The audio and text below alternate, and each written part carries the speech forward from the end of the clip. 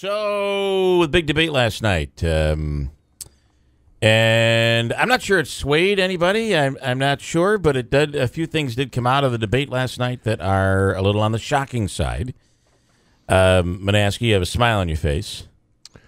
I'm not surprised that it was shocking. I have to admit, though, I did not. I fell asleep early. I didn't get to see it. I watched about 5 minutes of it. So I think the takeaway and the thing that gets Republicans to criticize Trump is why he did not just say, "I will accept the results of the election." And I think he kind of played it like he would play it. You're waiting for a commercial break to come up on Apprentice. He said, "I'm not going to tell you. I'm going to wait and see. I'm going to look at the situation. I'm going to leave you in suspense." Okay, I can't believe that he's playing that game. Nonetheless, I think if you're a Trump supporter, you walked away feeling that Trump really did well, I guess. I think if you're a Hillary supporter, I guess you probably walked away saying Hillary did well. Few places, though, that Trump could have pounced. He didn't. He could have gone after her on the WikiLeaks. He could have gone after her on that video that came out. And he kind of let her. Chris Wallace asked the questions. Hillary immediately diverted, and Trump let her do it. I was really surprised by that. You saw the debate, Andrew Dominio. I did. I think it was the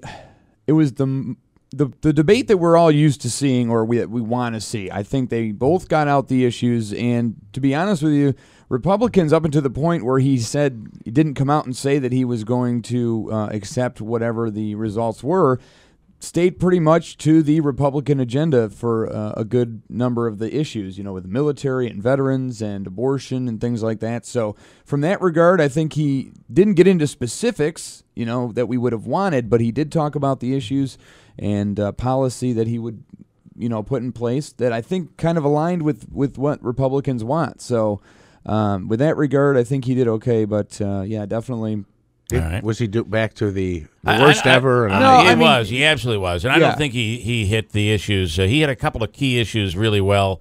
He got her really well on late-term abortion, and she did not. I don't think she was able to answer that well. But again, that whole issue that abortion issue is one that's really for his base. They're most likely already with him.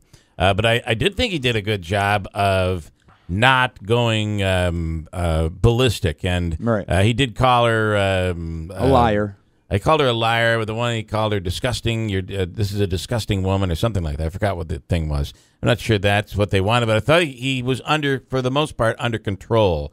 He took the bait a few times, but he was under control. Hillary was her typical debating self. She's a professional debater. It's what she does. She had the facts. She was able to spout facts. But I don't think there was anything that would sway anybody one way or the other. But that line at the end is the stupid line. Just say you're going to accept the results. It's an American thing. It's not a political thing. Say you'll accept the results, and that's where, forget everybody else. That's where he began getting criticism from his own party. I've got some mixed poll results here from after the debate. Who did you think won? I thought they both had to accomplish something, and I really feel that they both probably accomplished what they needed to each accomplish. So other than the line at the end, I think it was probably more of a draw than it was anything else. It was like these three debates have been like a boxing match.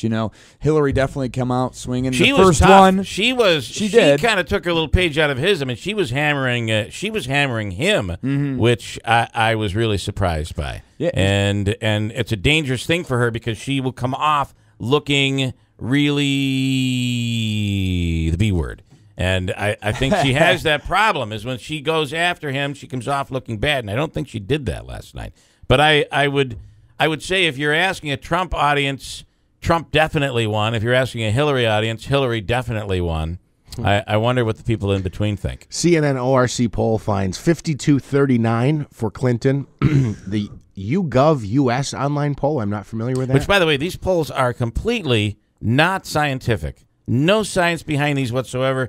I don't even know why they post them. You can't trust them. They're not worthy of even talking about, but I like talking about them. YouGov US online poll found 49-39 for Clinton, and then Drudge Report had it 75 25 for Trump, and the Washington Times had it 77-17 for Trump. Again, you're going after your audience, right? So Yeah. if you're polling your audience, somebody that slants liberal is going to say Hillary walked away with it, and somebody who slants to the right is going to say Trump did. These mean absolutely zero. Tim, however, watched the debate. And, Tim, what were your thoughts last night? Good morning, Bill. Good morning. I kind of thought that if you just listened to the debate itself and got away with the rhetoric, Hillary dodged a lot of questions. Yes, she did. Yeah. She just take, for example, a question when he asked Trump about his groping and his activities from the past. And he turned to Clinton and asked her to comment about her husband's behavior in the White House. She never said a single word about it. But when you say this, Tim, Trump is dodging that question. Trump dodged questions. I think they both dodged the questions they didn't want to talk about. But the difference, I think, and you tell me I'm wrong, Hillary didn't let him get away with it, and Trump just let her go. He had like 3 points where he could have brought it back to WikiLeaks. He could have brought it to the Podesta stuff. He could have brought it back to... I mean, he did. I thought he hammered it really well on abortion. But the problem is when Trump gets into the weeds on issues, he can't compete with her. She's a professional at that stuff. That's just my takeaway on it. I kind of agree with you when you say that he let her off the hook a couple of times. Yeah. And I think he did in the second debate too. I do too. He's just got this focus. When he gets focused, his face distorts. Yeah, it does. And that's one. By the way, that to walk over and punch her. I told somebody last night I had a Vegas bet going. It was 2,000-1 that he'd actually hit her.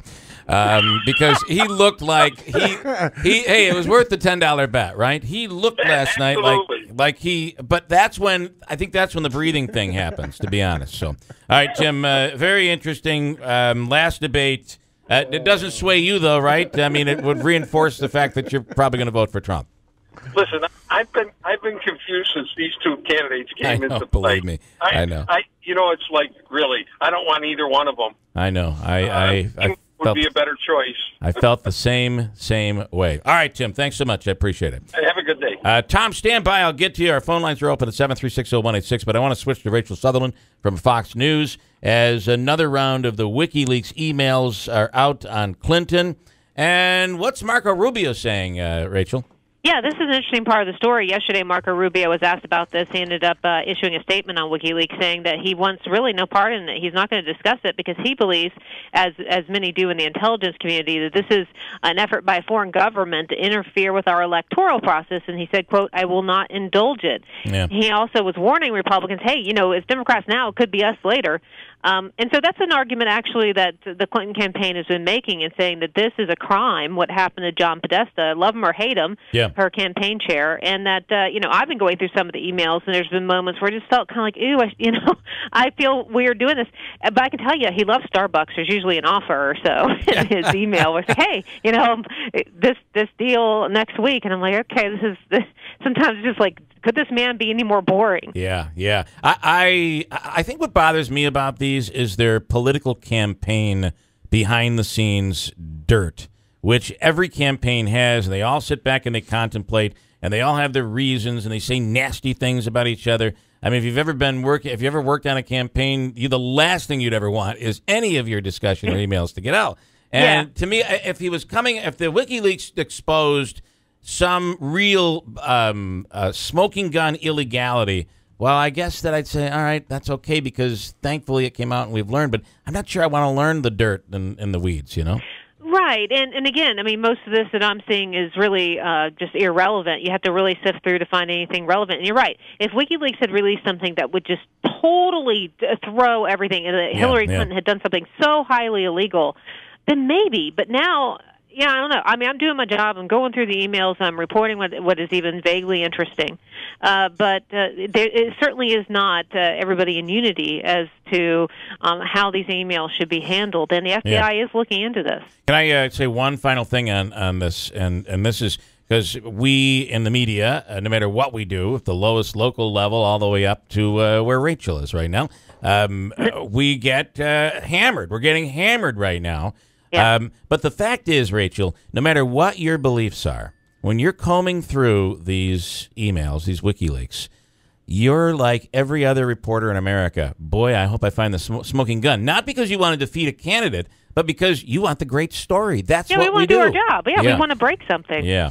And somehow out of this, the organization, the employees out there that work every day to really try to serve up checks and balances for America, we are being labeled as the enemy. I don't get it. We're being skewered. One final thing, though, Chris Wallace, I thought he was unbelievably awesome last night. Compare the beginning of last night's debate to the one that was headed up by Martha Raddatz and CNN's. I mean, they were totally out of control. Whereas he just walks in, everybody behaves. I don't know. Maybe he ought to be a second grade teacher too. Everybody would just stand in awe. It was, and never once did Chris Wallace try to debate in the debate. No. He was in control. I thought it was the best performance I really think I've ever seen based on these circumstances in moderating a debate. It was awesome. Me too. And I don't just say that because he works at the same company as me, but because he did a really knockout job. Yeah, he did. All right, Rachel, great stuff. Thanks so much. Rachel Sutherland, Fox News. Tom, I know you've been waiting. I want to get to you before I break. Oh, sure. Listen, one thing, the two-pronged bit, the lady who was just on there just now. Yeah. Can you Tom, if you could turn your radio down, because I'm getting that feedback, and while you're able to handle it, I'm really weird about that. I hear my voice coming back, and it drives me nuts.